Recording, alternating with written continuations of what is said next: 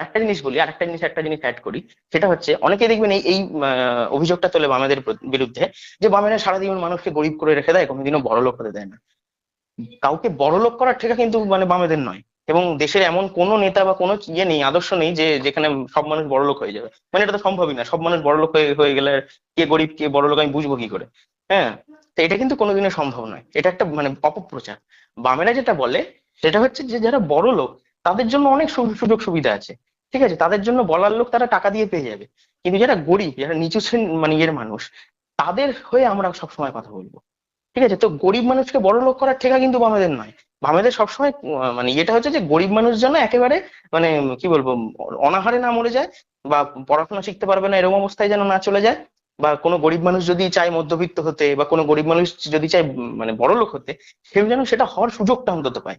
এটা কিন্তু মানে বাম ছাড়া অন্য কোনো দল এই সুযোগটা দেয় না। অন্য সব দল চায় কি, যে যে গরিব সে গরিবই থাকুক, যে বড় লোক সে বড় লোকই থাকুক। ঠিক আছে, বিজেপির মতো যেসব দক্ষিণপন্থী দল তারা চায় গরিব আরো গরিব হোক, বড় লোক আরো বড় লোক হোক। ঠিক আছে, তাদের চিন্তা ভাবনাটা এরকম। আর কংগ্রেসের মতো যারা মধ্যপন্থী তারা চায় যে হ্যাঁ, গরিব আছে ঠিক আছে, গরিব থাকুক, আর বড় লোক যারা আছে হ্যাঁ তারাও থাকুক, এরকম। আর বামেরা সবসময় কি চায়, বড় লোকদের দিয়ে আমার কিছু যায় আসে না, আমি শুধুমাত্র গরিবদের দেখবো, সে গরিবদের হয়ে কারা মানে যে আওয়াজগুলো সেগুলো আমরা তুলবো। ঠিক আছে, এইটা হচ্ছে মানে বামেদের একটা ইয়ে। এই জন্য আপনি দেখবেন যে সারা পৃথিবীতে কিন্তু এই দক্ষিণপন্থী দলগুলোর যেটা করেছে সেটা হচ্ছে এই যে দেখবেন বামেদের বিরুদ্ধে অনেক সময় বলা হয় না যে এরা কখনো ইসলামিক টেরোরিজমের বিরুদ্ধে তো বলে না। বামেরাই সবচেয়ে বেশি ইসলামিক টেরোরিজমের বিরুদ্ধে বলবে। তার কারণ হচ্ছে ইসলামিক টেরোরিজম শুরুই হয়েছিল কিন্তু কমিউনিস্টদের শেষ করার জন্য। আপনি যদি বেশি, আপনাকে খুব বেশি পড়াশোনা করতে হবে না, আপনি চ্যাট জিপিটি বাংলাতেই লিখবেন যে ইসলামিক টেরোরিজম সারা পৃথিবীতে ছড়ানোর পেছনে আমেরিকার কি ভূমিকা ছিল, দেখবেন ওখানে আসবে যে আমেরিকার কিন্তু ভূমিকা ছিল। কেন ছিল? কারণ আমেরিকা দেখছে যে সোভিয়েত, সোভিয়েত তো একটা কমিউনিস্ট দেশ, সোভিয়েত প্রায় আমার সমান সমান শক্তিশালী হয়ে যাচ্ছে, তাহলে সোভিয়েতকে আমায় দমাতে হবে। ঠিক আছে, এবং সোভিয়েতকে দমানোর জন্য বিভিন্ন রকমের চেষ্টা চরিত্রও করেছে কিন্তু দমাতে পারেনি। তারপরে ধীরে ধীরে মানে আমেরিকাকে কিছু করতে হয়নি, সোভিয়েতের ভেতরের কিছু লোকজন তারাই মানে নিজেদের একটুখানি কি বলবো আমেরিকা পন্থী টাইপের মানুষজন, তারাই কিন্তু আস্তে আস্তে সোভিয়েতকে দুর্বল করে দিল ভেতর থেকে। ঠিক আছে, এবং তখন আমেরিকা দেখছে যে এই সুযোগ, এই একটু সোভিয়েত দুর্বল হয়েছে, এইবার ওকে আমায় দমাতে হবে। তখন কি করলো আমেরিকা, তখন এই মুজাহিদিন, ঠিক আছে, তারপরে হচ্ছে গিয়ে এই যে আল কায়দা, এইসব গ্রুপগুলো তৈরি করলো। টেররিস্ট গ্রুপ কিন্তু আগে ছিল না, ইসলামিক টেররিস্ট গ্রুপ এটা অনেকে ভাববে ইসলামিক টেররিস্ট গ্রুপ হয়তো বহুদিন আগে থেকে ছিল, তা নয়। হ্যাঁ, 1980 সালের আগে কিন্তু টেররিস্ট গ্রুপ ছিল না। 1988 সালে প্রথম টেররিস্ট গ্রুপ শুরু হলো, যেটার নাম হচ্ছে আল কায়দা। এমনকি আইসিস যেটা নিয়ে এত মানে তোলপাড় হয়, সে আইসিস কবে তৈরি? 2013 সালে। ঠিক আছে, এবং যত আপনি টেররিস্ট গ্রুপগুলো ইয়ে করুন, তার দেখবেন 90 থেকে 95% হচ্ছে একেবারে 2000 সালের পরে, নয়তো 90 সালের পরে। আর বাকি যে 5% রয়েছে তারা একেবারে 80 সালের পরে। তার আগে একটাও টেররিস্ট গ্রুপ আপনি খুঁজে পাবেন না, একটাও না। টেররিস্ট গ্রুপটা শুরু মানে ইয়েটা শুরুই হয়েছিল হচ্ছে গিয়ে সারা দেশে একটা ইয়ে শুরু করা, সারা দেশে একটা এরকম একটা মানে কি বলবো নকল একটা বিপ্লব শুরু করে কমিউনিস্টদেরকে চুপ করিয়ে দেওয়া, কমিউনিস্টদেরকে দমিয়ে দেওয়া। ঠিক আছে, এইটা হচ্ছে ব্যাপার। সেই জন্য কমিউনিস্টরা সবসময় আমেরিকার বিরুদ্ধে থাকে।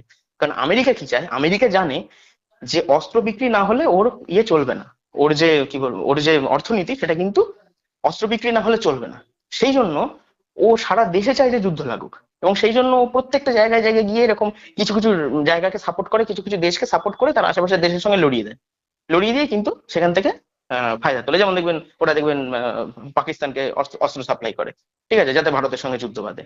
হ্যাঁ, আবার ওরা আবার দেখবেন ইসরায়েলকে অস্ত্র সাপ্লাই করে যাতে প্যালেস্তাইনের সঙ্গে সারাক্ষণ যুদ্ধ বাঁধে। তো ওরা সবসময় চায় যে যেন চারিদিকে শুধু যুদ্ধই চলতে থাকে। দেখবেন ইরানকে ওরা অস্ত্র সাপ্লাই করে, ঠিক আছে, যেন ইরান আবার ইসরায়েলের বিরুদ্ধে লড়াই করে। ভাবুন, মানে একদিকে ইরানকে অস্ত্র সাপ্লাই করছে, ইরানকে অস্ত্র সাপ্লাই করছে ইসরায়েলের বিরুদ্ধে লড়ার জন্য, আবার ইসরায়েলকে অস্ত্র সাপ্লাই করছে এই ইরান বা অন্যান্য যেসব প্যালেস্তাইন এসব টাইপের কান্ট্রি গুলো আছে সেগুলোর বিরুদ্ধে লড়ার জন্য।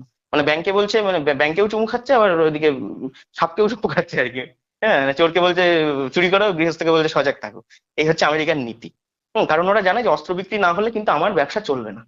আর এই জন্য কমিউনিস্টরা সবসময় আমেরিকার বিরুদ্ধে থাকে, যে আমেরিকার এই যে এই যে মানে সারা পৃথিবীব্যাপী যে এটা হিংসার যে একটা বাতাবরণ তৈরি করেছে, এটাকে আমাদের থামাতে হবে। এবং সেই কারণে এইসব শুধু আমেরিকা নয়, আমেরিকা ছাড়া অন্যান্য যেসব পুঁজিপতি দেশগুলো আছে, এমনকি ব্রিটেনও, ঠিক আছে, তারা সবসময় চায়, ব্রিটেনের যেসব পুঁজিবাদী আছে তারা চায় যে একেবারে র্যাডিক্যাল কমিউনিস্টরা যেন না চলে আসে। ঠিক আছে, এই এই হচ্ছে ব্যাপার। এই জন্য যদি যারা এই যে অনেকে ভাবছে না যে হ্যাঁ, আমি বিজেপিকে সাপোর্ট করবো কারণ তারা মুসলিমদের বিরুদ্ধে ঘৃণা ছড়াচ্ছে, বা বেশ ভালোই লাগছে। ঠিক আছে, তাদের এটা ভাবতে হবে যে যত আপনি মুসলিমদের বিরুদ্ধে ঘৃণা ছড়াবেন, তত কিন্তু আমেরিকা মুসলিমদেরকে এটা আরো বেশি করে বোঝাতে পারবে যে দেখো কেউ তোমাদের সঙ্গে নেই, আমি তোমাদের সঙ্গে আছি, চলো তোমরা জিহাদ করো। ঠিক আছে? কিন্তু আপনারা যত মুসলিমদেরকে নিজেদের কি বলবো মুসলিমদের সঙ্গে সাম্প্রদায়িক সম্প্রীতি রক্ষার চেষ্টা করবেন, তার মধ্যে কি খারাপ লোক থাকবে না? থাকবে খারাপ লোক, তার মধ্যেও খারাপ লোক আছে যাদের একটু এই চাপাতি গোষ্ঠী আর কি। ঠিক আছে? তাদের একটু ভালো লাগে এসব ইসলাম ইসলাম করে লাফালাফি করার জন্য, কিন্তু তাদের সত্যি কথা বলতে তাদের পার্সেন্টেজ খুব কম, খুব কম তাদের পার্সেন্টেজ। যদি প্রত্যেকে যদি আমরা সাম্প্রদায়িক সম্প্রীতিটা রক্ষা করি না, তাহলে তারা কিছু করতে পারবে না, মাথা তুলে দাঁড়াতে পারবে না। এই যে পশ্চিমবঙ্গে কখনো মুসলিম লীগ কি ছিল না? ছিল, কিন্তু পশ্চিমবঙ্গে মুসলিম লীগ মাথা তুলে দাঁড়াতে পারেনি কেন? কারণ পশ্চিমবঙ্গের মানুষ কিন্তু ওই সাম্প্রদায়িক সম্প্রীতিটা বজায় রেখেছিল। সেই জন্য মুসলিমরা ভেবেছে ভাই আমাদের তো হিন্দুরা কোনো কিছু করছে না, তাহলে শুধু শুধু আমি একটা আমাদের জন্য একটা আলাদা দল কেন বানাবো? তাই জন্য কখনো দেখবেন মুসলিম কোনো দল কিন্তু পশ্চিমবঙ্গে মাথা তুলে দাঁড়াতে পারেনি, এই এই একটাই কারণে।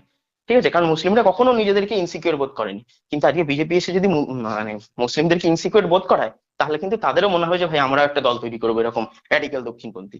ঠিক আছে? তখন দক্ষিণপন্থী লড়াই করবে, মাঝখান থেকে আমরা কিন্তু মানে চিড়ে চ্যাপ্টা হয়ে মারা যাবো। তাই সাম্প্রদায়িক সম্প্রীতি সবসময় বজায় রাখা উচিত, এবং যারা এটা নষ্ট করছে তাদের যত দুর্বল করবেন, এই র্যাডিক্যাল যে ইসলামিক যে টেররিজম, সেটা তো আরো বেশি করে তত দুর্বল হবে। এই আর কি ব্যাপার।